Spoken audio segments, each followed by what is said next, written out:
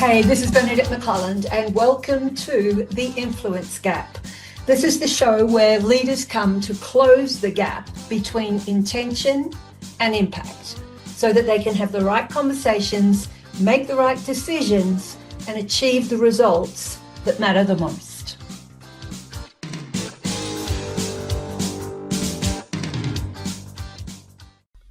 My next guest, you are absolutely going to love him. Darren Mitchell. I wished I'd known Darren when I was in Australia because seriously, we just lived a few miles from each other. But Darren is a rock star in the sales leadership space in Australia.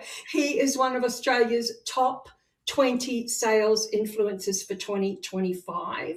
He runs a podcast, the Exceptional Sales Leadership Podcast, which he has done over 880 shows. He has coached over 500 sales leaders. And look, he's just an amazing guy, and I'm going to bring him into the room now, and we are going to have an amazing conversation.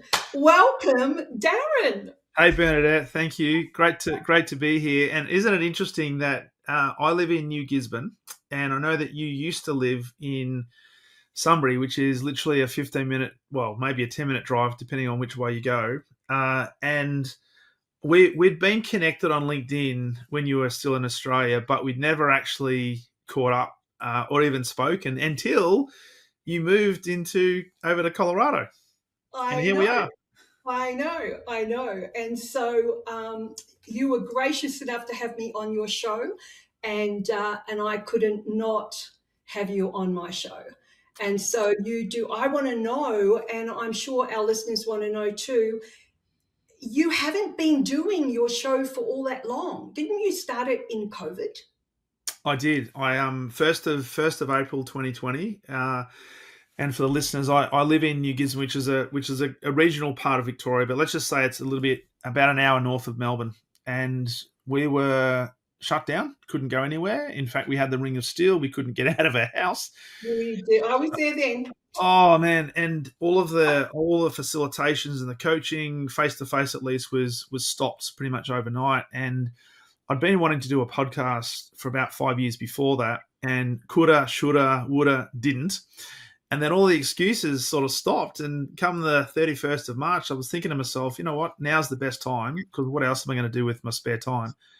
So the next day, 1st of April, I got my trusty mobile phone, which is exactly the same phone as what I'm showing you here, and put my lav mic in and started recording my first podcast.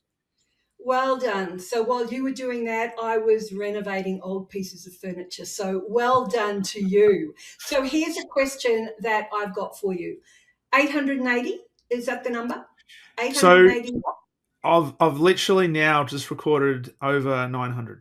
So I've got 30 in the can that I haven't got to. So up on the platforms today as we record this was 878, but there's another 30 in the can that I've just recorded, and I did another one this morning as well. So unbelievable. Well, I've got a question for you. So you have interviewed all of these people in the sales leadership space, correct? Yep. I want to know, what's one belief about sales leadership that you have heard across nearly 1,000 people that you don't believe? That I don't believe? You don't believe. That's a really interesting question, Bernadette. One that I don't believe that I've heard. Whoops. In fact, and this is at the risk of the primacy recency effect. the person I just spoke to this morning actually talks about a concept of blind blaming, and how we often start to look at situations and we apportion meaning to situations, and we start to solve problems that are potentially not problems or the wrong problems.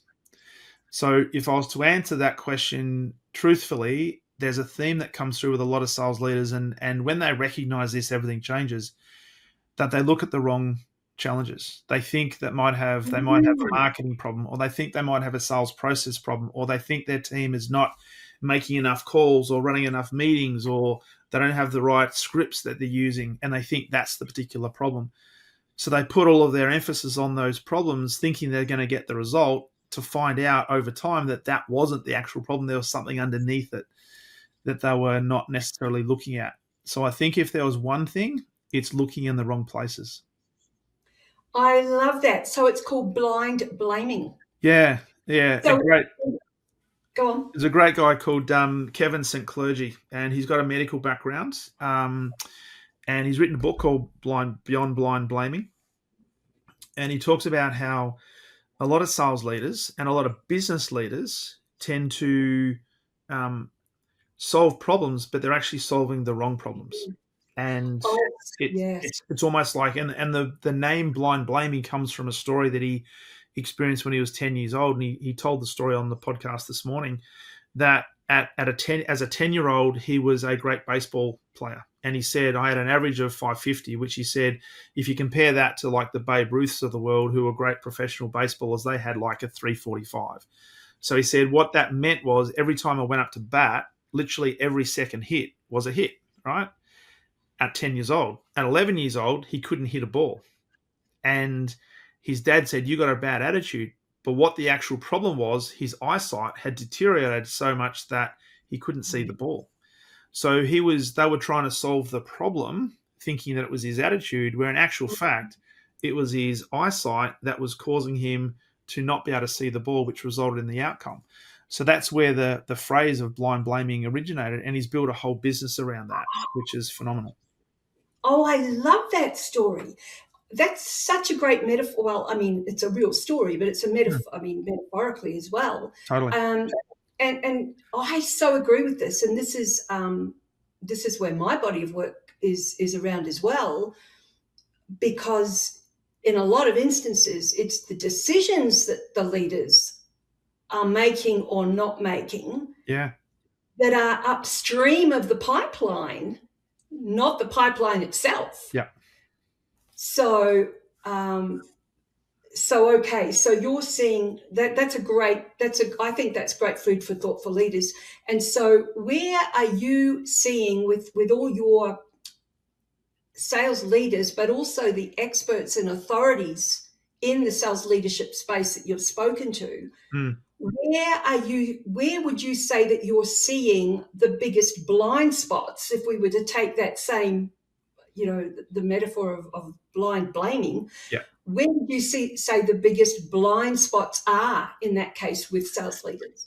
It's a really interesting question, and at the risk of sounding like Captain Obvious, it's the fact that a lot of sales leaders, and when I say sales leaders, it's the frontline sales managers right up to the chief revenue officers, are placing almost like a manic focus on the results. And so they look at the results, and if they're not getting the results that they want or they think they should be getting, they go straight to, okay, you're not making enough calls, you're not having enough quality meetings, without actually deep diving and analyzing what might be causing this.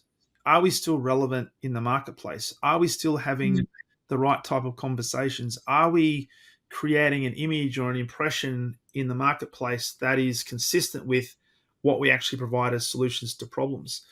And so, and you probably see this as well. It's interesting that over a number of years, the symptoms are really much the same. That when a number is not getting where it needs to be, they look at, well, we're not making enough calls, or we're not doing enough prospecting, or we're not doing enough referral requests, or whatever the symptom might be, without actually asking some deeper quality questions to say, well, is there something that's fundamentally changed in the market? Are we still relevant in the market? Are we really clear on what the problem is that we solve, or are we trying to be all things to all people? And one of the other, I guess, challenges around that is, unfortunately, many salespeople and sales leaders think that the market is quite finite. So they think, well, if we've got this particular marketplace that we have, I've got a patch or I've got a territory, then all I can do is try to milk what is in that territory. And it starts to limit people's thinking. And what then starts to happen is desperation creeps in, that when the numbers are not happening, then the mindset starts to shift, and potentially we go from an abundance sort of mindset where say, hey, there's lots of opportunity, how can I be of service, to now, oh my God, I've got to get my number, because if I don't, my sales manager is going to ride me like a bucking bull. The chief revenue officer is going to start asking questions, and potentially my role might be in jeopardy. So I now go into self-preservation mode. And as we know, if you do that, if you're not feeling great and you're not being a person of service, then your customers and your prospects can sense that. And all of a sudden, whether they do it intentionally or unintentionally, the barriers start to go up, and it makes it harder to make a sale. Absolutely. And that energy transfer is, I mean, you would know that so many of us, so many people normalize their behavior to the point that it is normal. So you can't read the label from inside the jar. Yeah. So I'm really curious, going back to that finite market, when you do have a territory, go back to that, because there will be people listening to this and they're thinking, well, yeah, I do have a territory and that's all I do have. I've just got this, whether it's geographic, whether it's account-based, whatever it may be. And I am finding it difficult to find opportunities. Yeah. So speak to that point where you're saying that it's a finite marketplace and it's limited thinking. Well, the first question to ask is it finite? So am I simply looking at the market, my territory, through the lens of my company and the products and services that I actually can offer the marketplace? So if I'm looking at purely through that, then it's natural as a salesperson to go out and start thinking, well, who do I know or who do I think might be a good fit for my product? Now, there's nothing wrong with that, other than it actually limits your possibilities. And it's not the salesperson's fault. And I would go so far as to say it's probably not the sales leader's fault. It's the company's fault, because the sales training that they give most of their salespeople is very much heavily geared around the product, the service that they provide. Now, don't get me wrong, there is a place for that, and you need to do that because your salespeople need to know what they're selling. But the key point that they're missing is, what is the problem that I'm here to actually solve? And how do I teach my sales teams to actually know how to ask really good, inquisitive questions that my competitors are not going to ask because they've been too busy doing training on their sales process or their product suite? How do I now start to identify what problems are happening in the marketplace? How can I do my research around maybe some of the industry themes that are happening, some of the macroeconomic times that we're in, and how that might have an impact on my customer within my defined territory? So all of a sudden, as a salesperson, I'm no longer going into a prospective customer wanting to talk about my product. I'm now going in to a prospective customer, hopefully talking a language that they will resonate with around problems that they're experiencing, or perhaps problems they will experience in the next 2 to 3 months. And guess what? The type of questions you then ask starts to position you in a completely different way, because all of a sudden your customer's thinking, hang on, they're not here trying to flog me a product. They're actually asking me questions about my business and bringing some insights. Maybe there's something different about this person, which now means I might lean in to anything they might have to offer me. It's a completely different conversation. You're correct there, and there's two angles I'm thinking about, or with you saying that. One is the context of the question, which is insight driven, which is that macro, which is the trends and the triggers and the macro type of question. So content, I suppose, is content and context. Yeah. But then there's another part to the question, and it's the style of question too. So you've also, both of us, even though we have a geographical connection from where we live, we also have another connection. And that is, both of us have gone through training, not at the same time, but we've also gone through training in the world of coaching. Yeah. And, no names mentioned, but we've also gone to the same school. Yes. And so where I'm going there is, yes, we can have salespeople go out and and have conversations and ask questions around at that macro, micro level, global, local level. But then there's also another part to that, and that is the style of question. Yeah. That actually allows you to show up at a more, I guess, a level with more gravitas or more authority or influence. Yeah. What are your thoughts? Well, and some of those, it's a great point you make, Bernadette, because a lot of salespeople are taught to ask I'll just say it, very surface level questions, very surface level questions that are very much biased towards the fit or the retrofit of a perceived need to the product or the service that I have to offer. So it's almost like, at the risk of saying I'm leading the witness, it's almost like there's a predetermined outcome we want to get to. So my line of questioning needs to be in alignment with the outcome I want. And that is, when I go and talk to a customer, my outcome is I need them to buy my product. Because if I get them to buy my product, then I get taken care of, I earn my commission, and everyone's going to be happy. Versus, well, hang on a second. If I understood that the sale actually doesn't begin until after the sale is made, and what am I actually here to do? What's my overriding purpose? My overriding purpose is to help a customer solve a problem that they have right now, which is something they might even be aware of, or through asking deep questions and maybe questions they've never thought of before, start to create a problem they didn't even know they had, but I've helped to uncover that. And that enables me to build a relationship, increase my level of credibility, and potentially not just sell them one thing, but maybe sell them things over a period of time because they're going to help them solve that problem. And it's not me selling them something, it's helping them make a buying decision. So I become a buying assistant. Now, the type of questions you need to ask then is not necessarily geared around your products. It has to be specifically geared around their business and your knowledge of the business, which, guess what, presupposes that you do your research and you know about their industry and their business before you go in there, and never ever start a conversation with, so Bernadette, tell me everything about your business. What keeps you do? Oh my God. If you had a magic wand. So I'm curious. So we're now in an era of AI and sales coaching. So when you've just shared what you think is missing from sales coaching, or from a sales leadership and from a company perspective, which I 1,000% agree with you. In this era of AI now, what are your thoughts on the role of sales leadership with AI coaching and face-to-face coach and like, human coaching and AI coaching? It's a great question.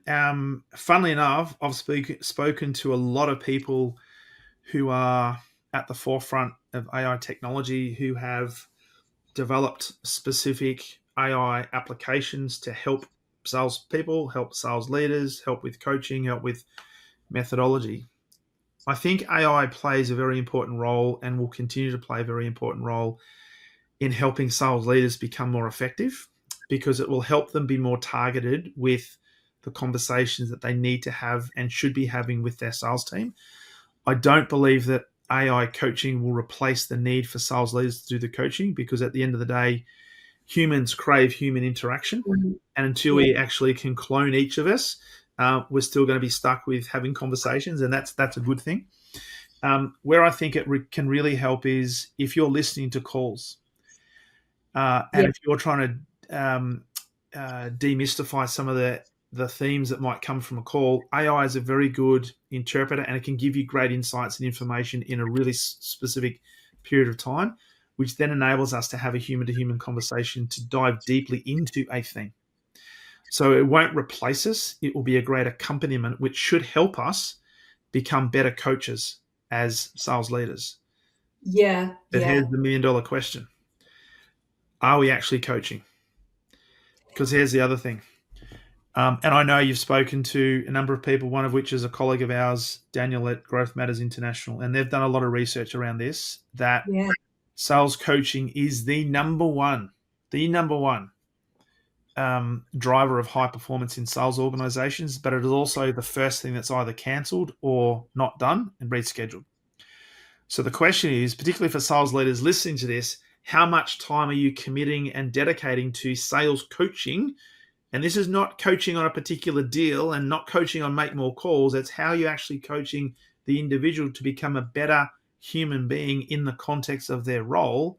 If you're not doing that, you're leaving millions on the table. You are speaking my language. Speak a little bit more to that point for the listeners, because you just said it's not about, one of my pillars, if you like, of what I do is that one of the decisions leaders make that is that they coach the deal and not the human. Correct. And so I want you to speak, because you're doing this with your business and with your podcast and all the rest of it, is when you say that they need to coach the people more, what are they not doing that they should be doing? Because some of the leaders listening are thinking, well, I'm coaching. Like, what are you talking about? I'm sitting opposite my person, my sales leader, whether it's on, remote or whatever. I'm coaching. We've got the luxury of having gone through, we've got diplomas in all things coaching. Yeah. Speak to that point. So I'll do that by sharing a story. And many years ago, I worked at a company called Telstra. Many people would have heard of it. Yeah, it was one of the largest, if not, well, probably the largest still telecommunications company in Australia. I was running a sales team that encapsulated the Victorian government and the Tasmanian government. And I had started doing the coaching diploma because I loved it and was deeply involved in it. And I was literally coaching my sales team. And I wasn't coaching them on the deals. I was coaching them in terms of their competency, their attitude, their approach, their question, the whole box of dice. Anyway, I think it was, and I might be wrong by about a year, but let's just say it was 2011. 2011 was, in the financial year, the year of the coach. And the year of the coach in the enterprise and government space within Telstra was where they expected all of the national sales managers across the country to focus more on coaching their sales team as a catalyst for improving not just competency, but engagement and ultimately results. Now, there was a program that was behind that, and a few of us really embraced it, and we did some fantastic work, and we got some great results. I remember at the end of that year, we had the sales kickoff, and I overheard, and I'm not going to use the names of the people, but there was a couple of sales leaders from a different state to where I was, because I was in Melbourne, talking to each other, and they said to each other, thank God the year of the coach is over, because now we can get back to doing what's really important, and that is just getting the number. And I thought to myself, okay, so these guys have completely wasted a year. These guys have not been on board, and these guys completely misunderstand and misinterpret what it is to be a coach. And funnily enough, I was observing a number of their coaching sessions, because the other thing we had through that year was a peer buddy set up where we were going to support each other and give feedback on coaching sessions that we would observe. And one of these people in particular, his idea of the coaching was, which is what you did, said, coaching the deal. And there was no questions. It was, this is what you need to do. I want you to do that. Then you do this. So it was telling. So the conversation around coaching is fundamentally, you've got to understand, well, what is it versus what isn't it? And what coaching is not, it is not telling. So don't tell people what to do. You actually ask really inquisitive, curious-based questions. And so in a sales context, what sales leaders need to do, and the reason I think a lot of sales leaders don't do it is because they don't understand how to ask the questions, because they've never been taught how to ask the questions. So they default back to, well, I've done this, I've been here, I've had the experience, I've got the deals, I'll just tell you what I did and you go do it, right? I had a coaching conversation, we're all good. Versus, you know what? It's not about me. I'm not going to give you the answer.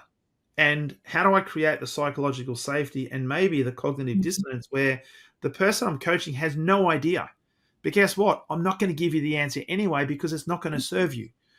Now, that takes courage but it also takes a bit of persistence, because it might take a little bit longer, but I guarantee Yeah. what you're teaching is you're teaching your team members how to think.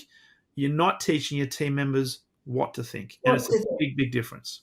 And this is so spot on. And this is where, I'm saying, because a lot of sales leaders they've come off the floor, they've come up through the ranks, and it's control, and it's because ego, and it's like you're now in a leadership role, and it's like we've got to get the numbers. This whole thing, we're not taking that away from any sales leader, because that's what their role is. Yeah. But it's to jump in. But if you've got the internal fortitude just to kind of play the long game for a month and coach them. But you're right. Then they won't lean in on you all the time. But you're so right. So so that decision, so is it a mindset thing? Is it a skill set thing?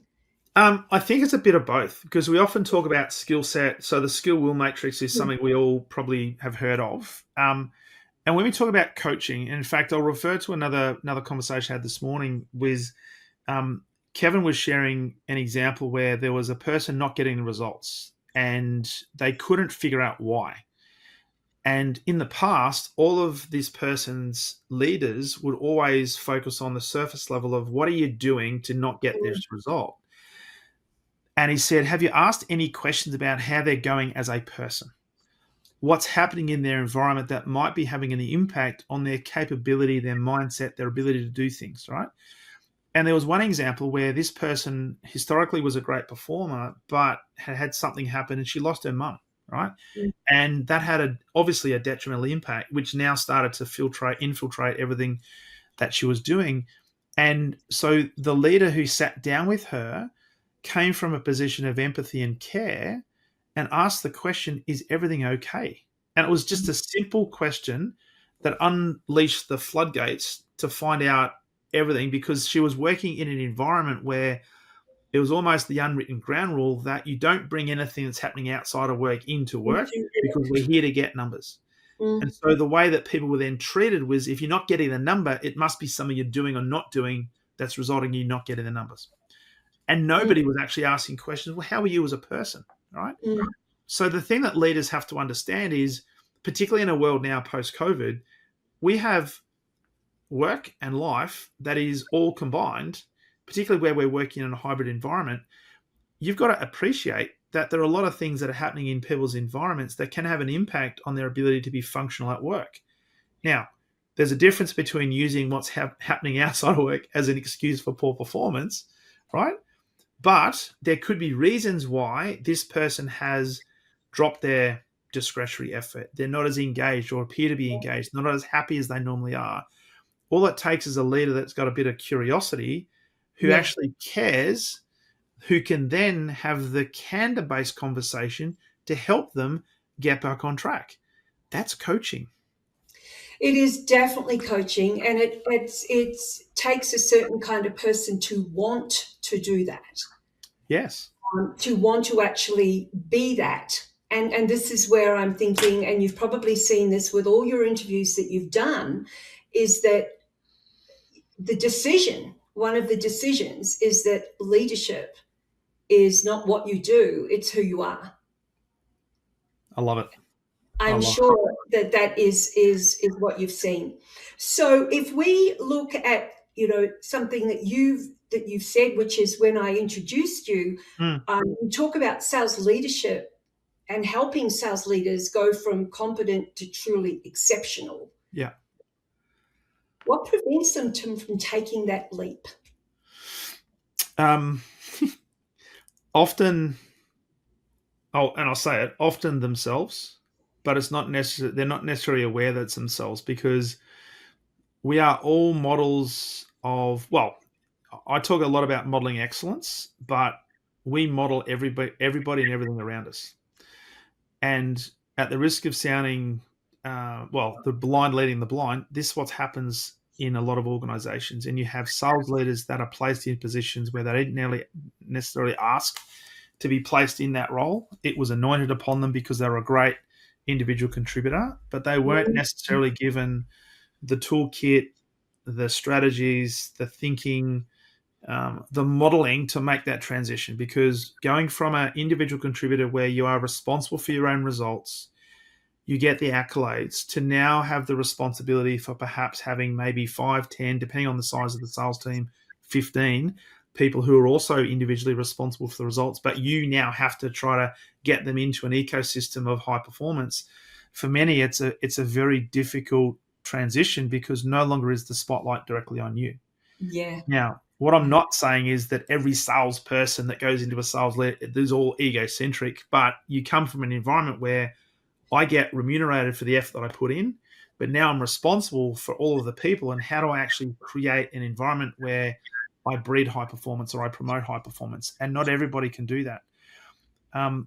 And what a lot of people that I've seen become really successful and what I call exceptional is they do an analysis and they deeply reflect on, first of all, why do I want to be a sales leader in the first place? If I chose to be, what was it about sales leadership that really appealed to me? And I can guarantee it, every single person who's been exceptional, it is never about them getting the accolades. It's never about what they get. It's all about what they can create and what they can provide to others. It's never about that. And some of the greatest sales leaders you don't actually know about because they're never in the limelight. Yes, exactly. And that's a personality thing as well. And I, before we finish up here, I want to bring that part of it in, because you are a little different. And I mean that in the most respectful way. Because My wife says that too, by the way. you bring into the fold an engineering, or a very engineering model kind of thinking style, which is very left brain, into a world of emotional intelligence and neurolinguistic and real life sales. So how that must help you in some way, and it must help your clients in some way too. And I know that's not the typical sales profile, for want of a better word. Very similar to my husband, by the way. It's probably why I get it. Yeah, well, and Tim and I are quite similar in terms of backgrounds, but like my qualification, if you like, before I did coaching was engineering. So I did an engineering degree, and the early start of my career, I'd never intended to be in sales. Like most salespeople, it sort of fell into it, right? Because I worked in the building industry, went into Optus because the building industry, it's a long story, went into belly up in Australia in the late 80s, early 90s, and ended up in telecommunications. But then I started working for and with salespeople, and I thought, man, they're a different breed. There's something about them that's really attractive, including the nice cars, the good suits, the long lunches, and all the commissions that was coming. I want a piece of that. Was it days? Yeah. But in terms of my background, and if you think about all the different personality profiles, I've been pretty much all of them across my career. I've been very much a C energy on the disc. I've been an S energy. I've been a D energy, and I've been an I energy throughout my career because my roles have changed. Yeah. But when it comes to approaching sales leadership, there needs to have structure, because a lot of people need structure to be able to follow. So the rational thinking is very important, but you've also got to understand that most people don't make decisions based on just rational reasons. They make them based on emotional reasons. So give them a structure to follow, but tap into the reason as to why they do things, and then the structure can actually be amplified. Yeah. Excellent. Okay, I am going to finish us up now, and I'm going to have a rapid fire. Oh, look out. You are so unprepared for this, Darren. One word answers. Okay. Pressure reveals. Character. Leadership is. Servitude. Mistakes leaders keep making is. A mistake. A mistake. Mistakes leaders keep making. Oh, what's the first thing that comes to my mind? You've stumped me on that one.